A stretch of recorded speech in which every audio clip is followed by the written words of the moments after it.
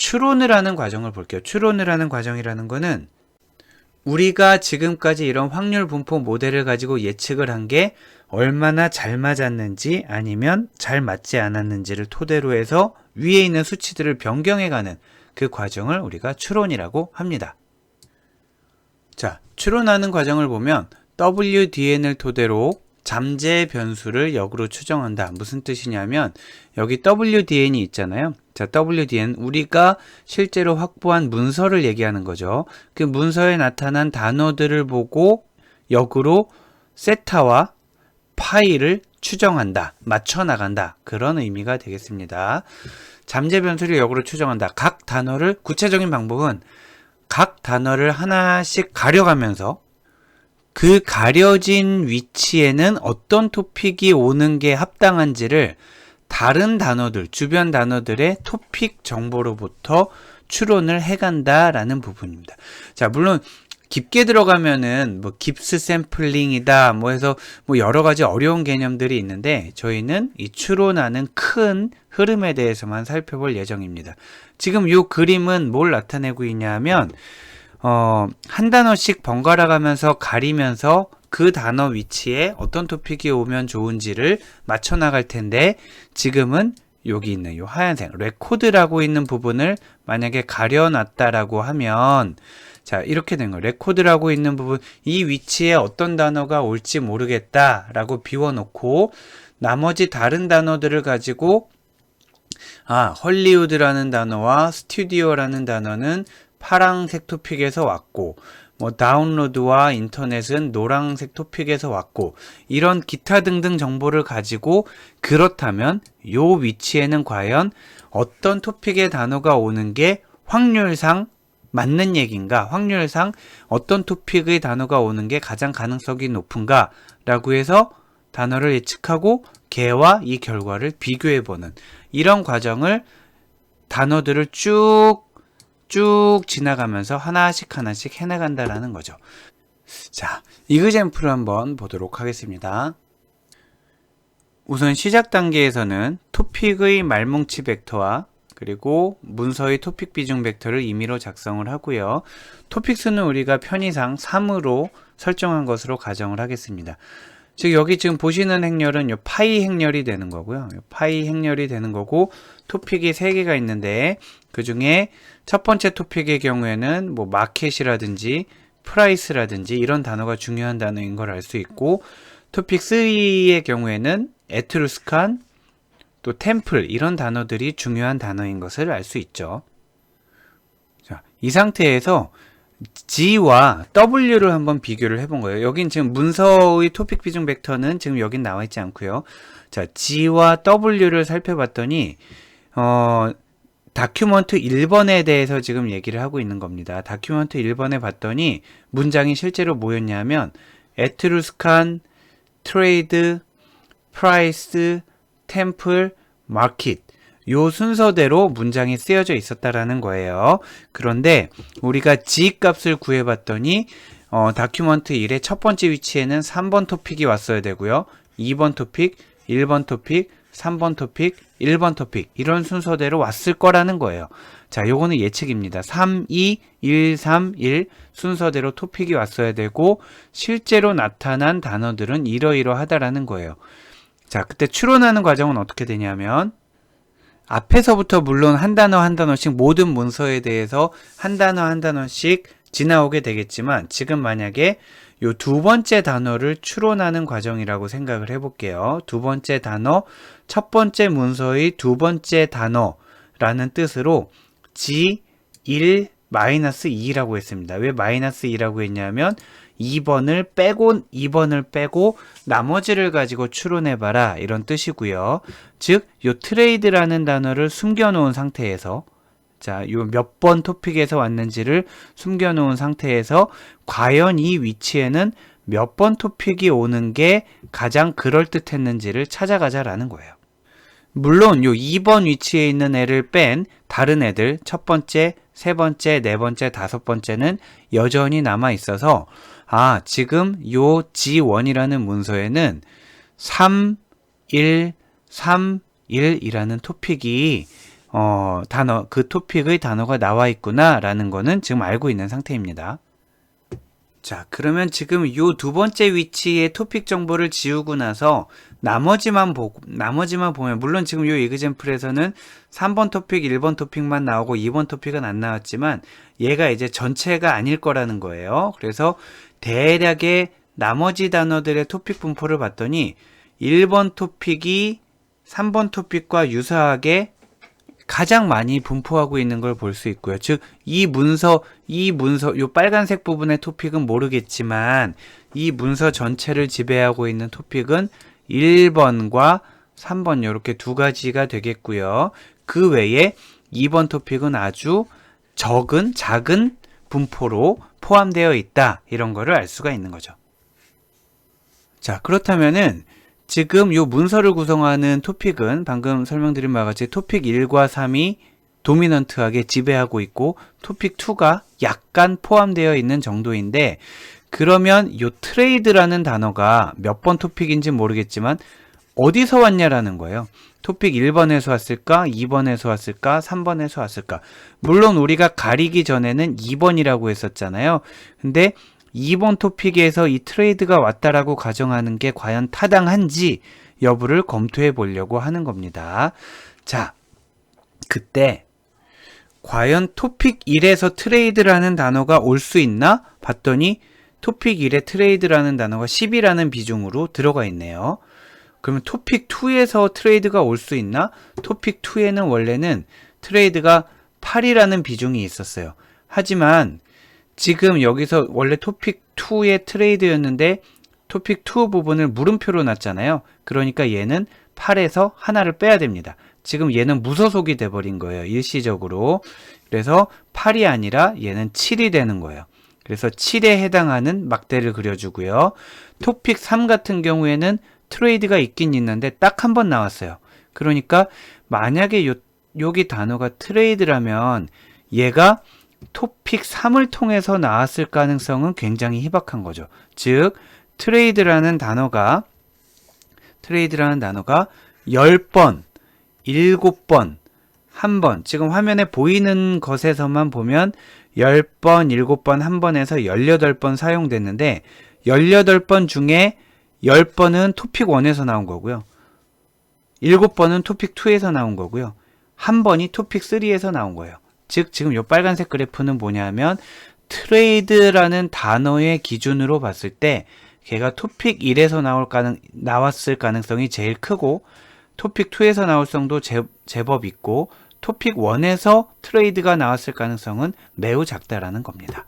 자, 지금은 이 위에 있는 파란색은 요 위치에 들어갈 단어가, 자, 위에 있는 파란색은 요 위치에 들어갈 단어가 어떤 토픽이 배정되었을까? 지금 주변의 얘네들을 보고, 다시 정리할게요. 주변의 애들을 보고 여기에 과연 몇 번 토픽이 오는 게 합당한가를 예측하는 게 요 파란색이고요. 그리고 요 트레이드라는 단어가 왔다면 얘는 어느 토픽에서 왔을 가능성이 큰가를 예측하는 게 요 빨간색입니다. 그러면 요 두 가지를 종합적으로 고려하면은 예를 들어 1번 토픽에서 트레이드가 왔을 확률, 2번 토픽에서 트레이드가 왔을 확률 등등 이 두 가지를 종합적으로 고려하면 그 가능성은 이 빨간색과 파란색을 곱한 이 면적에 비례하는 확률 분포를 갖는다라는 거예요. 보면 파란색 토픽 1, 2, 3이 있죠. 빨간색 토픽 1, 2, 3이 있죠. 얘를 가로 세로로 나서 곱하면은 그 면적은, 자, 토픽 3 같은 경우에는 그 토픽이 배정될 확률은 높지만 그 토픽에서 트레이드가 나타날 확률이 매우 작았고요. 토픽 2 같은 경우에는 트레이드 자체의 가능성은 높았지만 그 토픽 자체가 이 문서에 배정될 가능성이 매우 낮았잖아요. 그러다 보니까 면적이 제일 넓은 거는 토픽 1, 즉 주변의 단어들로 봐도 이 토픽 1번이 나올 때가 되기도 했고, 그리고 트레이드라는 단어로 봐도 토픽 1에서 나오는 게 굉장히 가능성이 높고, 그래서 이 면적에 의해서 설명을 하면, 자, 확률 1번 문서의 2번 위치에 앞에 두 가지 확률의 곱으로 보았을 때 토픽 1이 할당될 비중이 가장 높다라는 거예요. 사실 우리 아까 문서에서는 요 추론을 하기 전에는 트레이드가 2번 토픽에서 왔었다라고 했었잖아요. 그런데 봤더니 1번 토픽에서 왔을 가능성이 더 높다라는 거예요. 그러면 벡터를 업데이트합니다. 어떻게 업데이트를 하냐면 트레이드가 아까 위에가 2번이었는데 지금은 1번으로 바꾸게 되는 거죠. 자, 이 값이 변함에 따라 아래에 있는 토픽의 말뭉치 비중 벡터도 업데이트 됩니다. 즉 트레이드가 아까 2번에서 온 거라고 처음에는 생각을 했었는데 확률 분포로 보아 1번에서 온 것으로 해석하는 게 더 자연스러웠잖아요. 그래서 말뭉치 비중 벡터도 원래 트레이드가 토픽 2에 있는 걸로 해석을 해서 여기 얘 카운트가 돼서 8이었는데 아까 보면 10하고 8이었잖아요. 원래는 자 볼까요? 10하고 8이었는데 여기 있던 트레이드 한 건이 토픽 1으로 자 토픽 2에서 토픽 1으로 옮겨갔겠죠. 그래서 10하고 8이었는데 지금은 11하고 7로 이렇게 업데이트된 것을 볼 수 있습니다. 자, 이런 과정을 모든 단어에 대해서 거친다라는 거죠.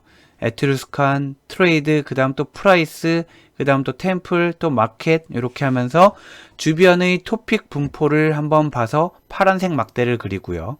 그리고 각 토픽별 단어의 비중을 보면서 빨간색 막대를 그리고 파랑 빨강 막대로 곱하고 그래서 가장 가능성이 높았던 토픽이 누구였는지 찾아내고 그래서 다시 요 두 개의 테이블을 업데이트하고 이것을 문서의 전체 단어 그리고 방대한 양의 문서에 대해서 이러한 작업을 거치고 나면 요 테이블이 그럴듯하게 만들어질 수 있다라는 게 LDA의 핵심 개념이자 큰 흐름이 되겠습니다.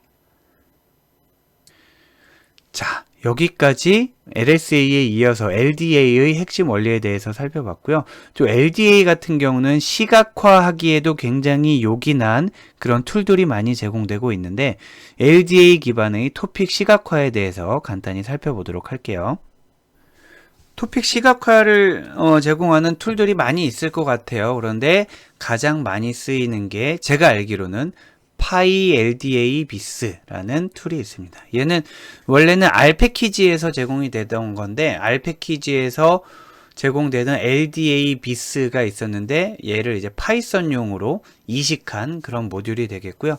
지금 그 결과는 아래 보시는 바와 같이 나오게 되는 겁니다. 아래 보시는 바와 같이 나와서 지금은 요 화면만 제가 보여드리게 되고요. 그리고 우리 코드 분석할 때 PyLDA-BIS를 한번 돌려보도록 하겠습니다. 코드에서 보면 왼쪽에서는 각 토픽별로 위치가 나오게 됩니다.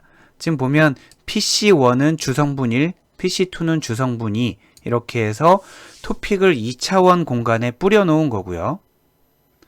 여기서 원의 크기가 큰 예를 들면 2번 토픽이잖아요. 2번 토픽이 크게 표현됐다라는 거는 그만큼 자주 나온 토픽이라는 거고 14번이 작게 표현됐다라는 거는 그만큼 덜 자주 그러니까 덜 출연한 그런 토픽이라는 의미가 되겠습니다. 그리고 2차원 평면상에서 근접하게 나타난 예를 들어 11번과 10번 같은 경우는 굉장히 유사한 토픽이라는 뜻이고요.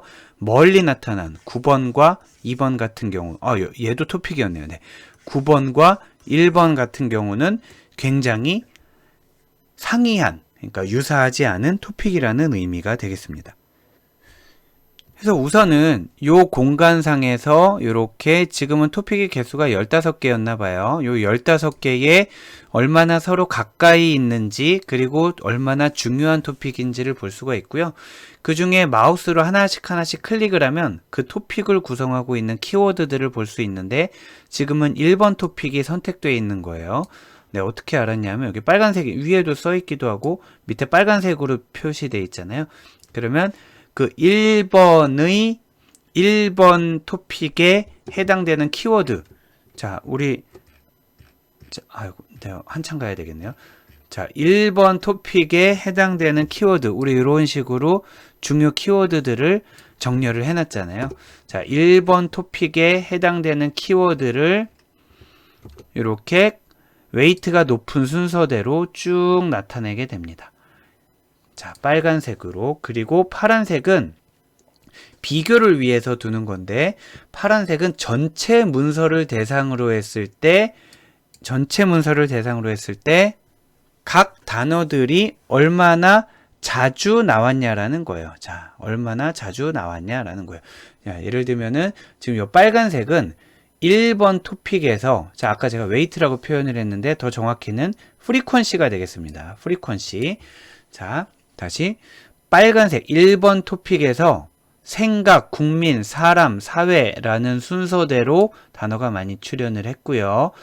그 순서대로 얘네들이 전체 문서에서는 얼마나 자주 나타났나를 보면 이렇게 순서대로 나타났다라는 거예요. 자, 다시 보면 1번 토픽에서는 생각이라는 단어가 제일 많이 나타난 걸 볼 수 있고요. 전체 문서에서는 국민이라는 단어가 제일 많이 나타난 걸 볼 수 있는 거죠. 이런 식으로 각 토픽을 하나씩 찍어가면서 키워드들의 흐름을 볼 수가 있게 되고, 너무나 당연한 거는 지금 요 1번 토픽이 굉장히 등치가 크잖아요. 그렇기 때문에 1번 토픽을 찍으면 요 파란색과 빨간색의 흐름이 굉장히 유사하게 흘러갑니다. 그런데 만약에 좀 작은 토픽을 찍잖아요. 왜냐면은 많은 토픽이니까 전체 문서에도 영향을 미친단 말이에요. 그런데 만약에 좀 작은 토픽을 찍으면은 요 빨간색 단어의 분포와, 자, 빨간색 막대의 분포와 파란색 분포의 단어가 전혀 상이하게 나타나는 그런 경우도 볼 수 있습니다. 자, 이렇게 해서 토픽 모델링을 수행한, 특히 지금 이름에서도 알 수 있듯이 PyLDABS는 확률에 기반하기 때문에 LDA 토픽 모델링을 기반으로 작동하게 되고요. 자, 이렇게 해서 토픽 시각화에 대한 내용까지 같이 살펴봤습니다.